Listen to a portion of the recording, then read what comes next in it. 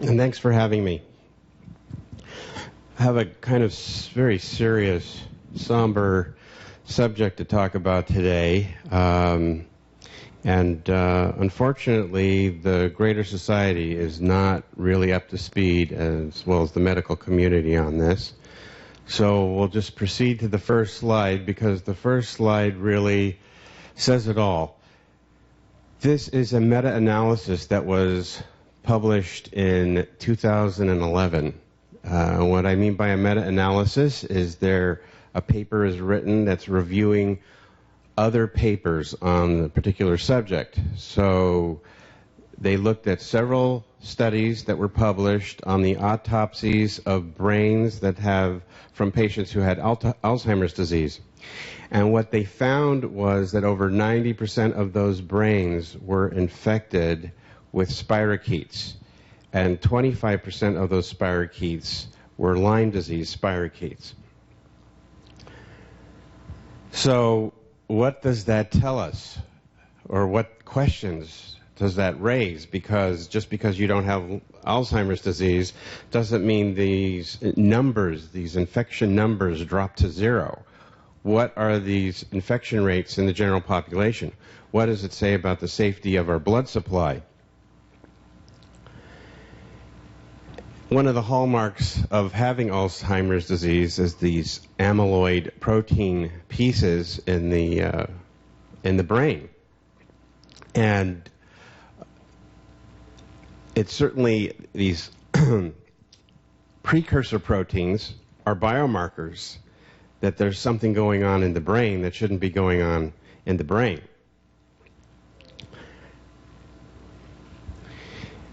The interesting thing is these precursors, these biomarker precursors of amyloid, are not just found in the brains of Alzheimer's disease patients, they're found in the brains of autism patients. 60% of children with autism may have these biomarkers in their blood supply, according to this paper from 2011 as well. I'll read this. Secreted beta amyloid precursor protein has been detected in elevated levels in the plasma of about 60% of autistic children. That's the same stuff you find in patients with Alzheimer's disease. So why is this protein there? Why is amyloid there? Well, it could be because this is the brain's dysfunctional way of fighting a bacterial infection or some infection that it can't get rid of. Because these amyloids have weak antibacterial properties.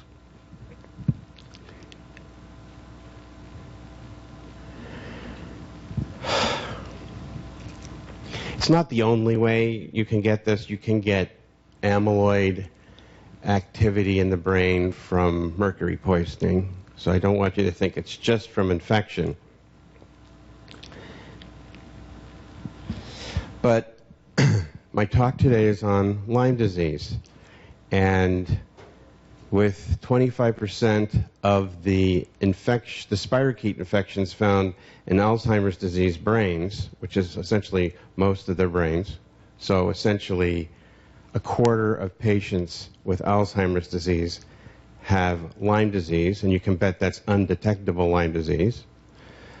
We need to talk about this organism that causes Lyme disease. It's everywhere.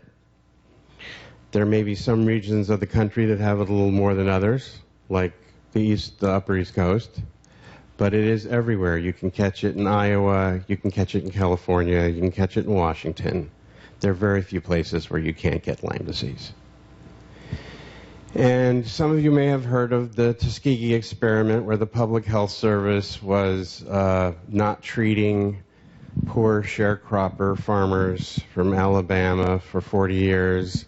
They thought they were getting medical care, but they weren't. They were just watching them and letting them procreate and spread syphilis all over the community. I think Clinton apologized for it at some point. But we are conducting a giant Tuskegee experiment, but this time unconsciously, because most people who have Lyme disease don't know they have Lyme disease, and most people who get tested for Lyme disease, even though they have Lyme disease, are told they don't have Lyme disease. This is a slide taken of a public health doctor in the midst of the Tuskegee experiment. So, as my slide says, there are no unethical public health service doctors watching over us. We are on our own with this. This is our plague, and we're going to have to be our own physicians. So, there's a lot of controversy about Lyme disease, thanks to the CDC and the pharmaceutical companies. And conventional medicine, I say lamestream medicine here, doesn't really know much about it. And they'll just say it's a rare infection and you can easily test for it and you can just treat it in 3 weeks with a single antibiotic, regardless of how long you've had it. And it doesn't cause any psychiatric symptoms. The minority opinion is just the opposite, is that it's very difficult to diagnose. It causes any psychiatric symptom you can imagine, and it is not that easy to treat. So in our current medical paradigm, if a patient is ill and doesn't have a readily available diagnosis, they're considered mentally ill and needing of a psychiatrist. And so many patients are being put on psychotropic medicines for an infectious disease. Now, I'm one of 2 non-psychiatrists that work at the Amen Clinic, and I know the integrative medicine doc in Southern California is diagnosing about 9 cases of Lyme disease a week. And I'm up near San Francisco, and I'm diagnosing about 4 a week. And first I thought it was a fluke, but the fluke kept happening week after week after week. So I don't see anybody without testing them for Lyme disease now. And they may think they have bipolar illness or ADD or they're hearing voices.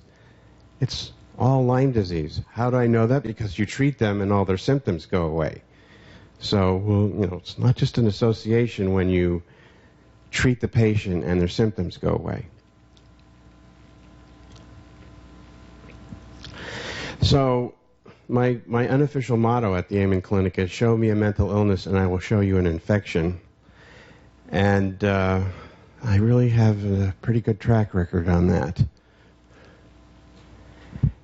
I don't know if you remember Steve Martin in one of his less funny skits from Saturday Night Live where he played Theodoric the Bloodletter. You have to be old enough to have seen this, I think, from the 70s.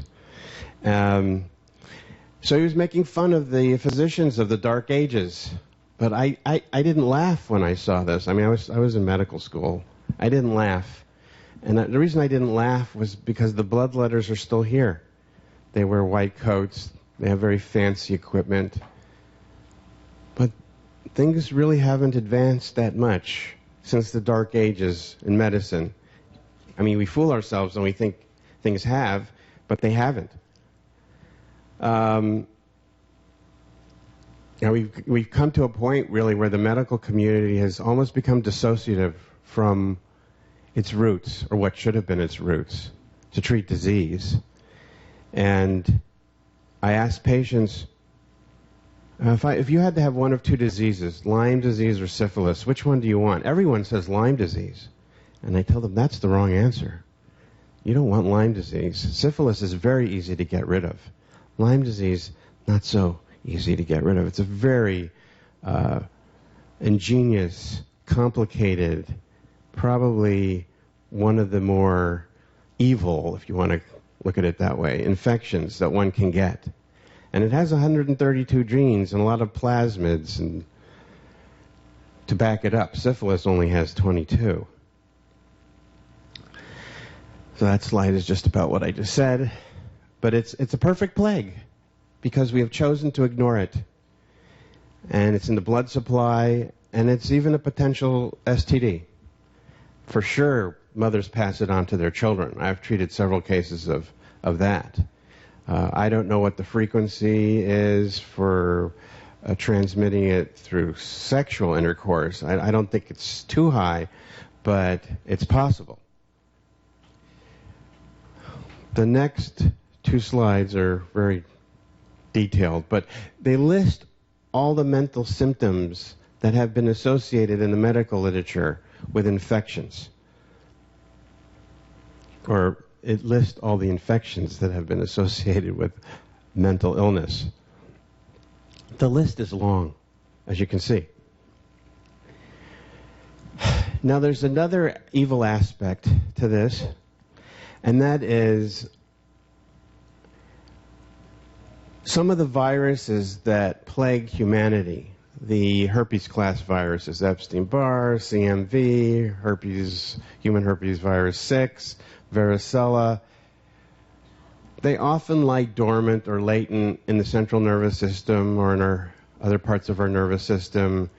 They have the ability, when another infection comes along, such as a parasite or such as Lyme disease, they have the ability to detect the cytokines, the inflammatory biomarkers that come on when there's an infection, and it causes these viruses to reactivate. Now, why would they want to do that? Because the troops are being called somewhere else. That's a good opportunistic time for them to reactivate. So I will often see very large antibody titer counts to Epstein-Barr virus and other herpes class viruses, herpes family viruses, in a patient with Lyme disease, because they're taking advantage of the distracted immune system.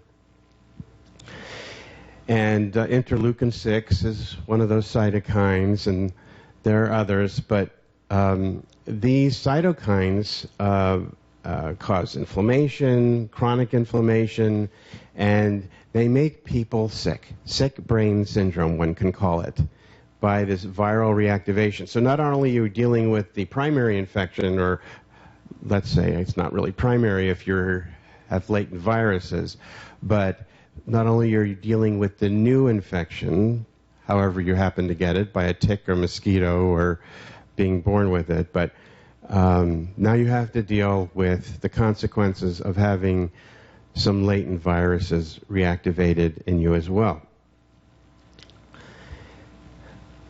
There's been a lot of talk at our meeting about SPECT scans. Of course, Dr. Amen and the Amen clinics, that's one of the main things we do, is we do SPECT scans there, and Dr. Usler does SPECT scans. As you can see, there's a great deal more perfusion in this patient's brain from getting antibiotics. Antibiotics do not increase the perfusion in your brain. If you've had an infection and your brain is healing, then the antibiotics increase the perfusion in your brain. This slide just goes over the drain, the circling drain from the early symptoms of the pro-inflammatory cytokines, causing people to have fatigue and brain fog and just not as sharp as they used to be. And that brings many people actually to the Amen Clinic. People in their 40s and 50s having cognitive problems they didn't used to have, or they're just not being able to perform the way they used to perform, and they come in thinking they have attention deficit disorder or something like that. No clue that they have an infectious disease. And some aren't very happy to find out they do, believe it or not. So, again, this slide just shows you start losing executive function all the way to dementia. I don't like getting the Lyme disease patients who already have schizoaffective disorder from the illness, because they don't believe anything you have to say. So it's really hard to treat them. But dementia is not dementia. Autism is not autism. Can't stand these labels. I wish we wouldn't, label things the way we do, because it really doesn't help us facilitate treatment for patients if you just, get stuck on labels. So the immune system, the brain, the psyche, the soma, they're all involved in these infections, and the problem is, as I'm going to repeat more than once, the problem is we're not conscious that this is taking place. So even just an acquired case of attention deficit disorder where there wasn't one before, you really have to start thinking infection. Regressive autism, is that an infection? In some cases it definitely is.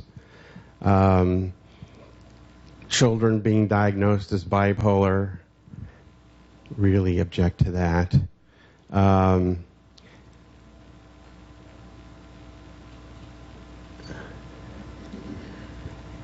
And so, certainly not everyone with autism has Lyme disease. I think most of the children with quote-unquote autism do not have Lyme disease, but Lyme disease definitely exists and coexists with autism and may be the straw that breaks the camel's back in many cases. So why is there a controversy? What is this controversy? Why should there be a controversy? Well, it's money. It's always about money. That's why the CDC has been bled out from the inside by the pharmaceutical companies. It's money. And the infectious disease division of the CDC does whatever Big Pharma tells them to do. And they're all hoping to get, 8-figure jobs when they leave public service. And they'll do and they'll say anything that Big Pharma wants them to say and do. So you have a bunch of researchers who are on the gravy train, the Big Pharma gravy train, and they just want to direct money towards themselves. That's how they make their living. And they'll publish what Big Pharma wants them to publish. Unfortunately, for the layperson who goes on the internet and looks at all these medical studies that get done, you really have to know who did them. Was it an independent study, or was the author, were they connected to the CDC? Were they connected to Big Pharma? Where was the money coming from to fund the study? You just can't read a study and take it at face value. You have to know who wrote that study, because that's one of their tricks. They publish things that are just totally erroneous. They flood the literature with erroneous studies. So you really have to know who wrote this study, and how does this study compare to similar studies that are coming from independent researchers. Now, one of the things about Lyme disease that's so nasty is it loves to cover itself with gobs of biofilm. And, there's a documentary that I refer patients to called Under Our Skin. And you hear this park ranger talk about how, after 2 years of antibiotics, they finally kicked in. Why would somebody need to be on antibiotics for 2 years before they kicked in? Because of biofilm, the stuff you brush off your teeth at least twice a day. You should at least twice a day. The organism is protected in the biofilm, this gloopy, grimy protein lipoglycanated schmutz that nothing can get it. Not even hyperbaric oxygen can penetrate biofilm. And if you do not destroy the biofilm, you will not get rid of this organism. So that's why so many doctors think, well, we can, control the infection, we can suppress the infection, but, we can't ever really tell somebody they're cured of the infection because they're not really doing things to get rid of the biofilm. I mean, you can use enzymes and things like that, but even that doesn't always get to where you want it to go. And Lyme disease likes to burrow in your bone marrow. It likes to go places where there's low oxygen content. It likes to get into synovial fluid and places that are hard sometimes for antimicrobial agents to penetrate. So these are some of the symptoms. I put a little asterisk next to probably the top 5: chronic fatigue, memory problems, tingling, numbness, burning sensations, joint aches. That's always a big one.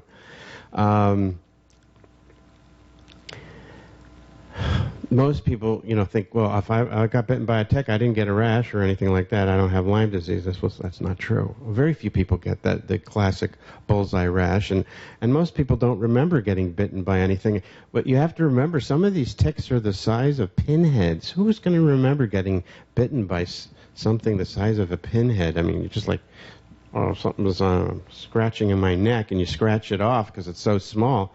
But you were bitten. This came out a few months ago saying that the organism, the Miyamotoi organism, the Borrelia miyamotoi, is very common in San Francisco. Of course, this is not an organism that gets tested for on the conventional Lyme test. So is it any wonder that the test misses so many patients? Now, there are a lot of Borrelia species, and I have always wondered, are they truly all different species, or are we dealing with an organism that is so clever, that can so well adapt to its environment, that it can actually appear to be a different species of itself, depending on what environment it finds itself in?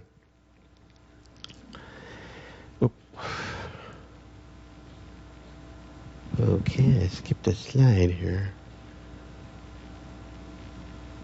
Well, the back button is not working. The slide we just skipped over very quickly is on the serological testing, and many labs and many insurance companies follow a protocol where the first test is the ELISA antibody test, and that misses about 80%. Yeah, see, it doesn't work. It misses about 80% of positive patients. So when I order, and oftentimes I will order the conventional Western blot test because people want to be able to use their insurance. They don't want to be paying cash at a specialty lab like IGeneX, which is the gold standard, is considered the gold standard for the Western blot test. And so the screen will miss about 80% of the patients, and the conventional Western blot test will miss about 60% of the patients. There is a PCR test where you go looking for the DNA. Now, the CDC does not consider this a valid indication that you have Lyme disease for reasons that are beyond me. Finding the DNA of the organism is like catching the golden snitch. And, when you're playing Quidditch with Harry Potter. Doesn't matter how many goals have been scored, game over. There's the DNA of the organism. But still, out of 10 positive Lyme patients, only 30% of them, only 3, will you find the DNA of this organism, because it really doesn't like to hang out in your blood.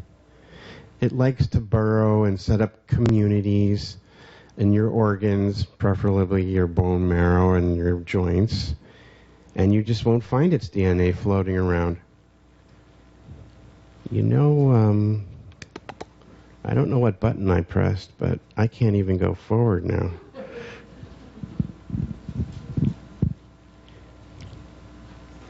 I wonder. You'll have to restart. I'm going to do this.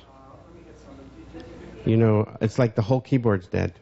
Yeah, Except I can move the arrow. Yeah. Okay, there we go. We're cool. All right. It's the click. All right.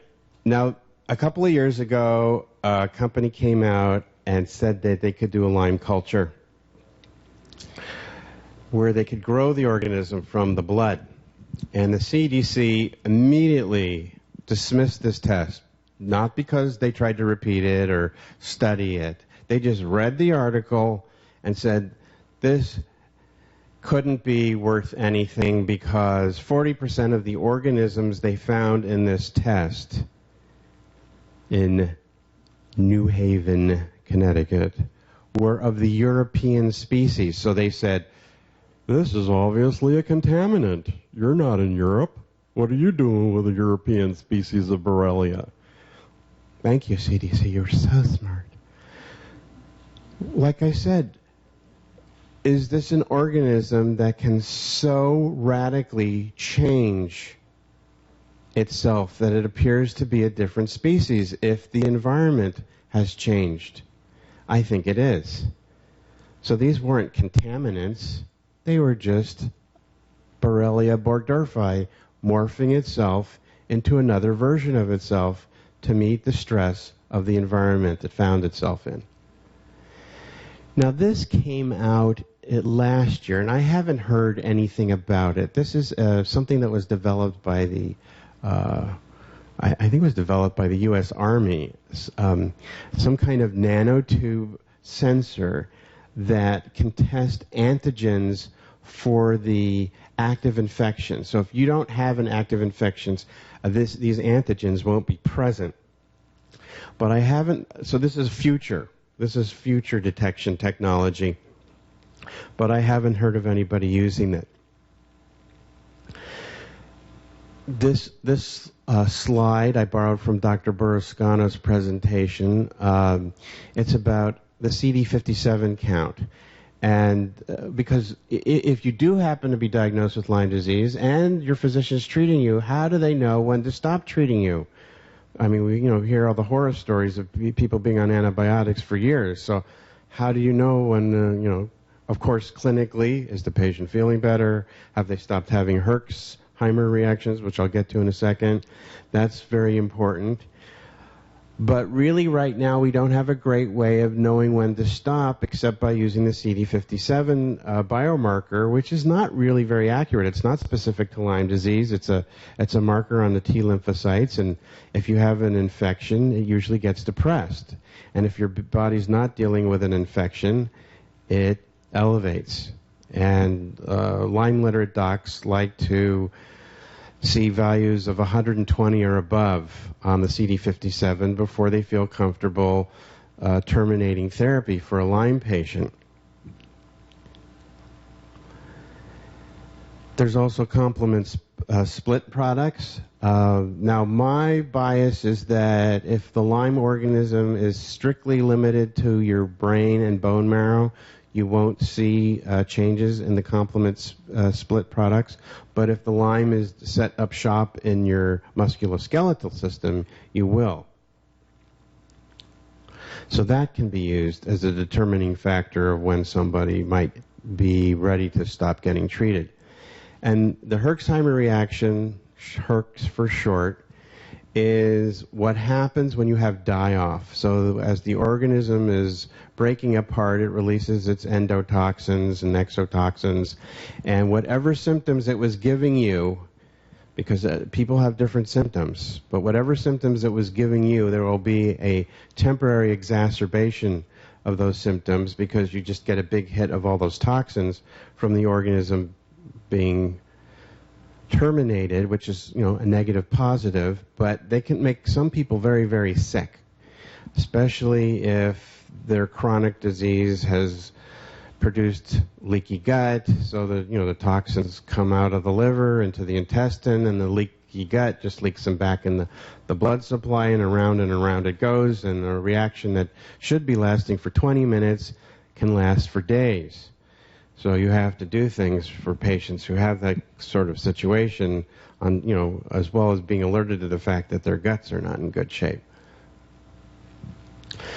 So for the Herx reactions, I treat them with omega-3 essential fatty acids, which are very nice anti-inflammatory agents, and the curcumin, the active ingredient in the spice turmeric, which is also a wonderful anti-inflammatory agent. So they both have their effects on tumor necrosis factor, and tumor necrosis factor is one of the mitigating issues in having a Herx reaction.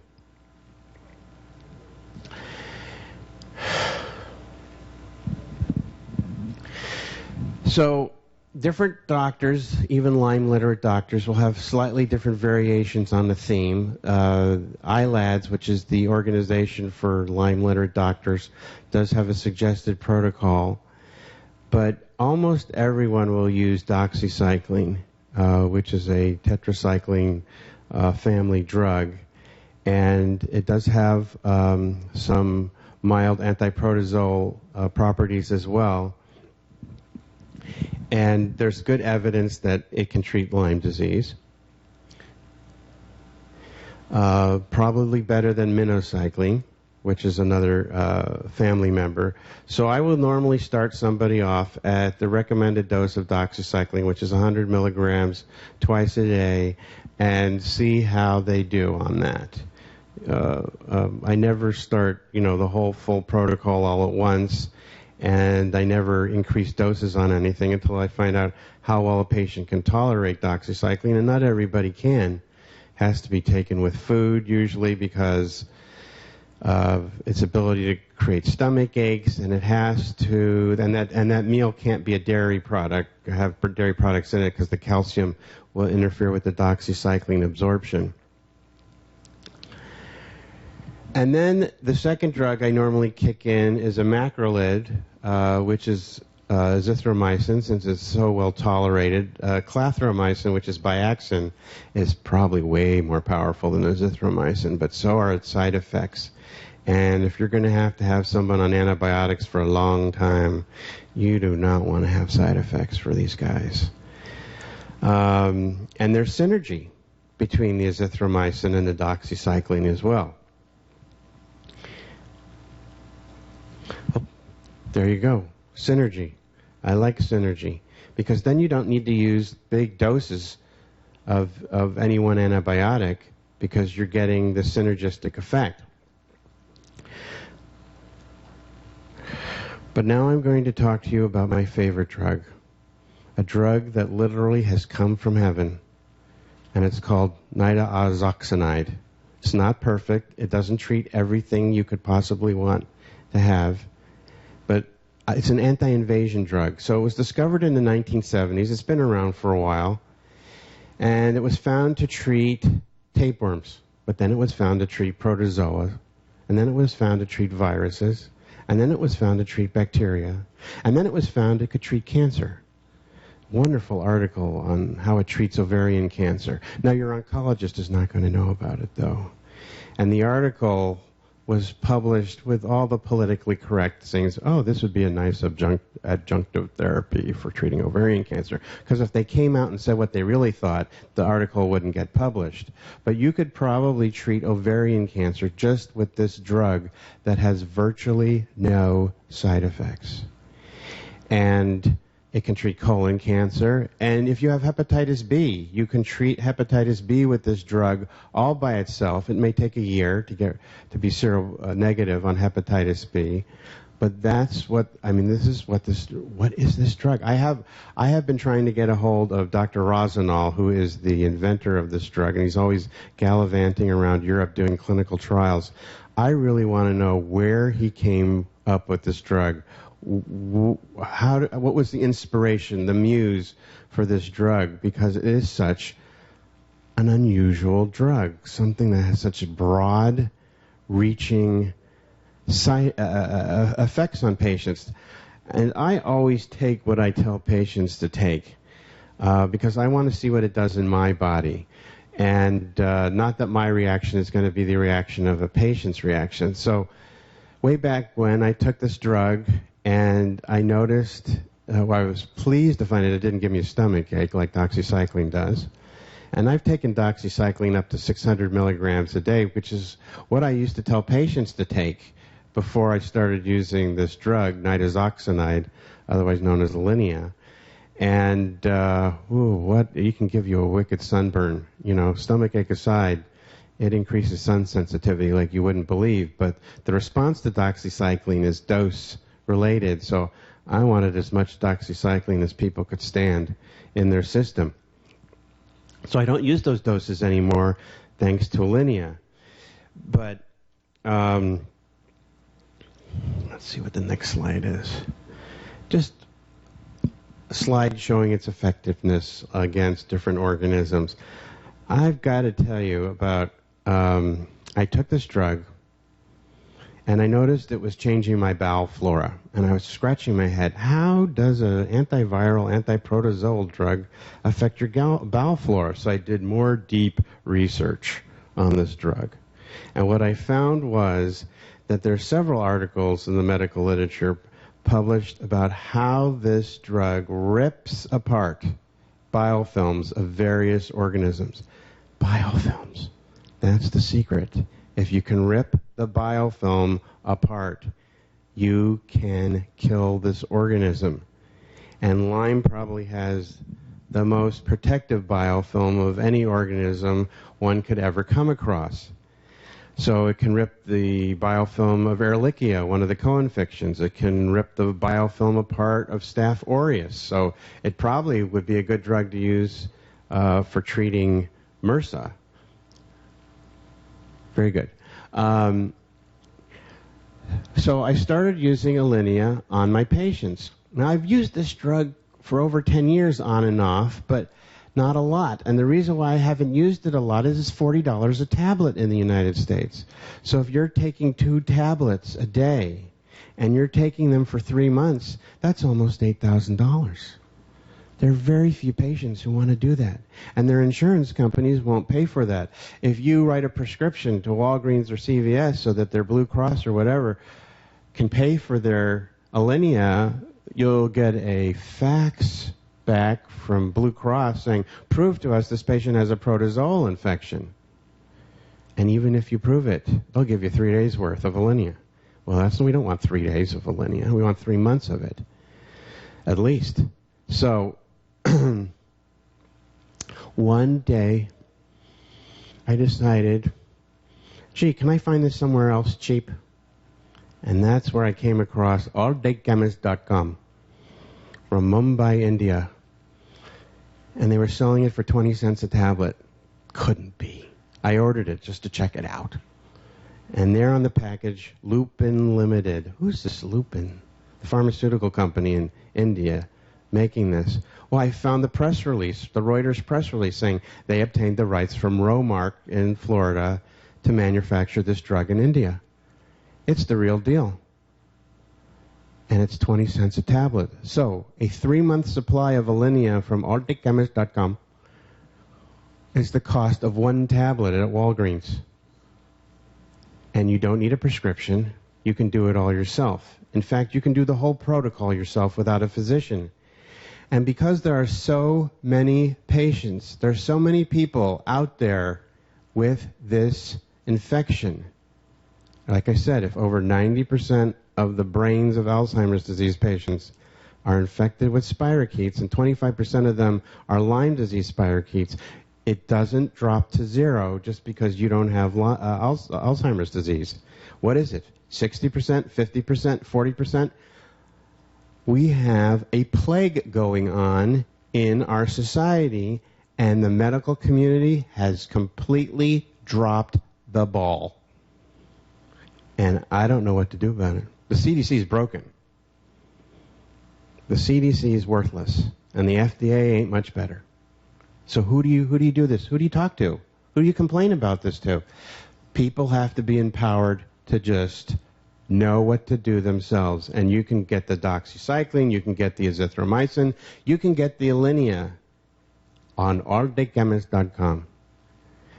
Now, the unfortunate part is when you treat Lyme disease, some people get sicker before they get better. And that's a scary thing to do by yourself.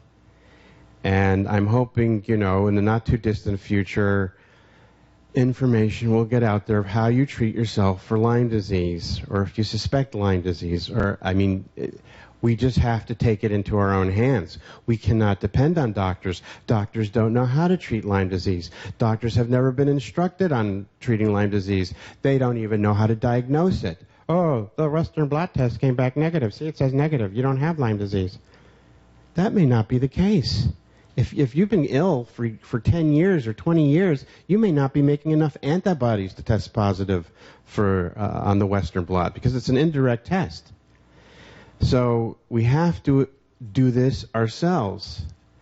And I'm hoping that happens, to empower people to do that. Not sure how to do it. You know, I'm not selling anything. I don't have any stock in ArdicChemist.com. By the way, they have a 213 number and an 800 number on their website. But make no mistake, when you call them, you'll be talking to Mumbai, India, or Bangladesh, or Bangladesh. No, what's it called? What's that city where they have all those phone operators in? Bangalore, yes. I always go, how's the weather in Bangalore? Anyways, niacinamide has various different ways of working. It doesn't work the same on everything. So if you're treating ovarian cancer, its mechanism of action is not the same as its mechanism of action might be on a bacteria. This is just one of its mechanisms of actions that I threw out there. Now there's one more piece I want to talk about before my time runs out. How am I doing on time there? 10? Really? You said 15 minutes to go, and it was 20 minutes ago. All right, so Woods Hole Institute discovered that the Lyme organism is manganese dependent.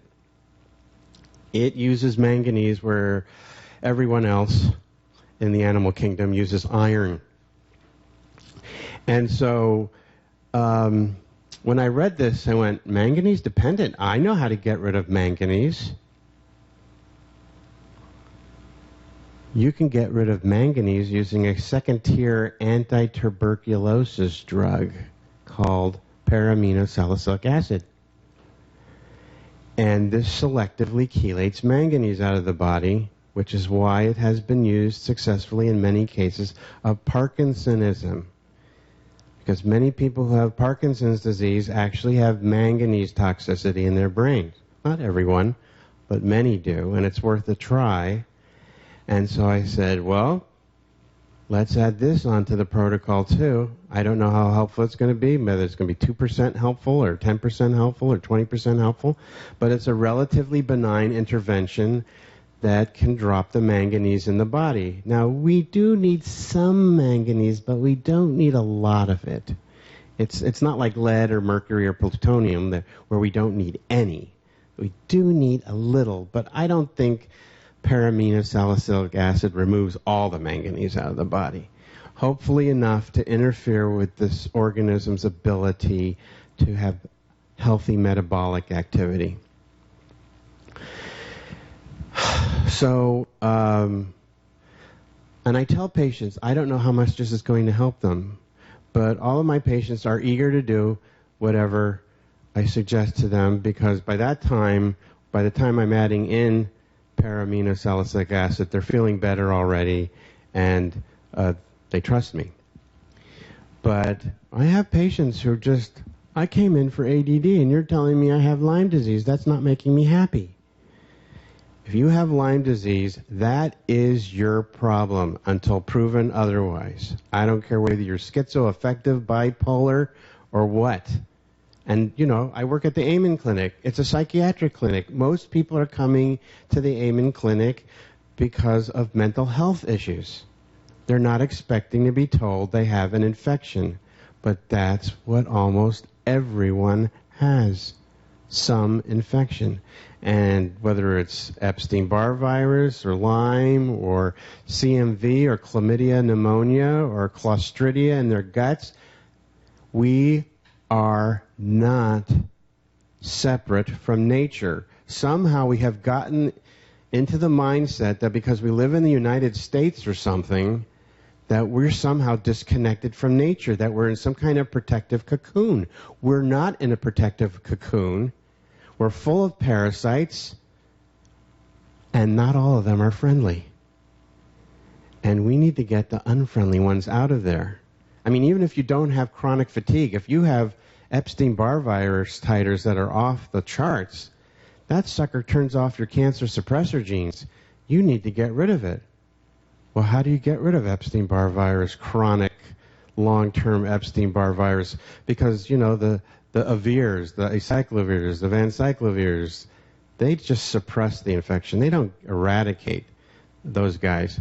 But when you add in my favorite drug, Alinea from artechemist.com, now you can get eradication. It may take 3 months, it may take 4 months, which seems like a long time. I mean, when you're treating a tuberculosis infection, you're on stuff for a year. So, 3 or 4 months, that's nothing. And my Lyme patient, if they have Lyme and they have a protozoal infection and they have Epstein-Barr virus, because some of my patients have, win the trifecta. They've got chlamydia pneumonia, they've got Lyme, they've got Epstein-Barr virus. And I'm not just talking about having positive titers. I don't care if you have positive titers. Are your titers 100 times greater than they need to be positive? Then you're still dealing with that infection. That is not a past infection. That's a current infection. And no, I'm not going to do a brain biopsy to prove it. We just have to assume that and see what happens when you start getting treated. And if you start getting better, there's your answer. So, I guess it's called treating empirically. But so back to what I was saying. We've become dissociative. We are not separate from nature. There are infections among us. There are plagues among us. And no one is conscious of it. And it's messing people up. You wouldn't believe how much it's messing people up. If you went into the jails and looked for these infections, you'd find them. If you did an infectious disease screens on people who are getting admitted, to psychiatric facilities, you'd find them. They're not mentally ill. They're sick. They're medically sick. They have an encephalitis. And no one is screening for them. And no one is treating them. And it's because we have a sick medical system. A broken, sick medical system that is greed-based. And that's the only explanation I have for what's going on. And the medical community should be ashamed of itself. That's all I have to say about that. How am I doing on time? Because I'm just going to keep getting worse and worse. Yes, ma'am.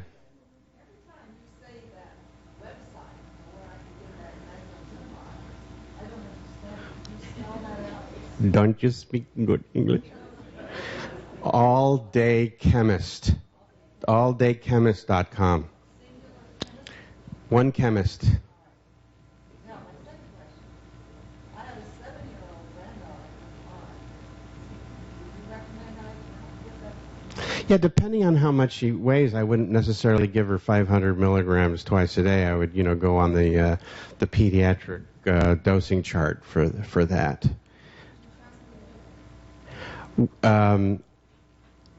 You can't trust the physicians too. So if she has Lyme disease, we got to get rid of it. So who's going to do it? Your physician? I don't think so. They don't know anything about Alinea. It's not on the formularies. It's not on the formularies because it's too expensive. Use something else. Use ivermectin. Why are you using Alinea?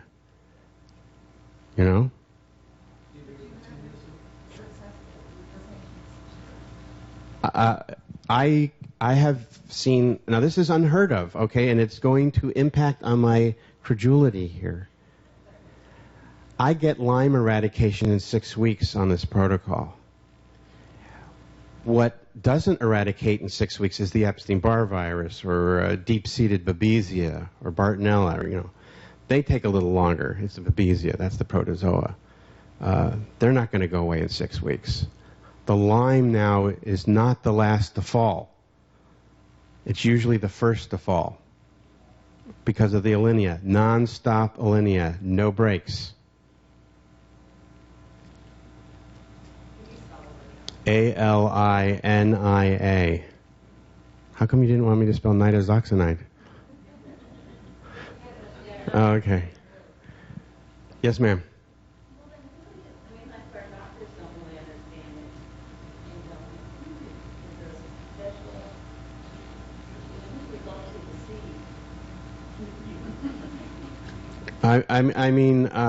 Last weekend I was at another conference, and the incoming president of ILADS was there. And I was telling him about my experience with Alinea. And he was just like, eyes are wide open. Just, he could not believe, because, as I said, most physicians, even Lyme-literate physicians, do not play with this drug a lot because nobody can buy it. It's $40 a tablet. But since I found that website, and I've been using it for, well over a year and a half, mass quantities of it, hundreds of patients taking thousands of pills of Alinea, I have a lot of experience with it. And so I'm seeing the CD57 numbers go up, really fast on these patients. That doesn't mean I'll necessarily stop their Alinea, because a lot of them have co-infections that require longer treatment. But that's what I'm seeing. And, eventually you stop the antibiotics, you cross your fingers, and watch what happens. I guess I'm concerned about it. It's even being, like, when you go get tested and stuff, that's not even showing up or getting red, right? Right. So you can get a conventional Western blot at LabCorp or Quest, and every single band could be negative. And when that happens, I tell patients, that is no guarantee that you don't have Lyme. It usually means you don't, but it's not a guarantee that you don't. But if you have even one positive band on the conventional Western blot, I will request that patients cough up with the $260 to do the IGeneX Western blot. But even then, you have to know how to read their tests, because sometimes they'll come back with indeterminates, okay? And so they have layers of other tests that can be done on like band 31. It's called an epitope test, to see if even that indeterminate value, which means it's not negative but it's not positive, is from Lyme. And so you just can't, it says negative. You have to look at those you have to see which bands are coming back positive. Is it band 31 positive? So again, not perfect. This is not a perfect, a system, but it's the best we have. It's very, I'm not trying to supersede anything the doctor's saying. There are 2 states in the Union that have disclosure acts that the doctor, the nurse practitioner, the PA, the dentist, because I helped to write the one in Ohio, Virginia's the other state, they must tell the patient starting September 15th in Ohio, the test isn't perfect and the negative test doesn't rule out Lyme. Why? Because doctors disagree, and some doctors were withholding, in my view, telling patients that the test isn't perfect. You cannot tell. This is different than strep throat, red throat, blue culture, and you're done. The symptoms are very different one patient to the next, and the tests are not perfect. Even the IGeneX lab, which I agree with Dr. Stoller is the best in the world, does not pick up all the cases. They have less false positives, though. I don't think they have any false positives. And Dr.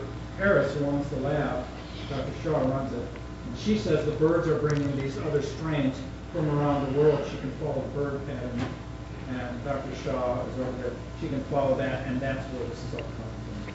It's just spreading it around, whether it's global warming or whatever, but the tests are not perfect. You have another question?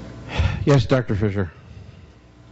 If you have a normal CD57 and CA4, do you feel comfortable saying they don't have Lyme? I feel comfortable saying your body is not fighting an infection. But remember, whether it's Epstein-Barr virus or whether it's Lyme, they can go into latent phases. And in the latent phase, your body's not fighting an infection. So you could have healthy CD57 values. So if the patient's better and their counts get better, do you back off the antibiotics? You have to at some point. You don't keep somebody on. You have to stop and say, well, we're not just saying we're sending you on your way. You're clearly in remission for sure. Can I guarantee you the infection's 100% gone? No, I hope it is. We'll find out. Another question, one right there.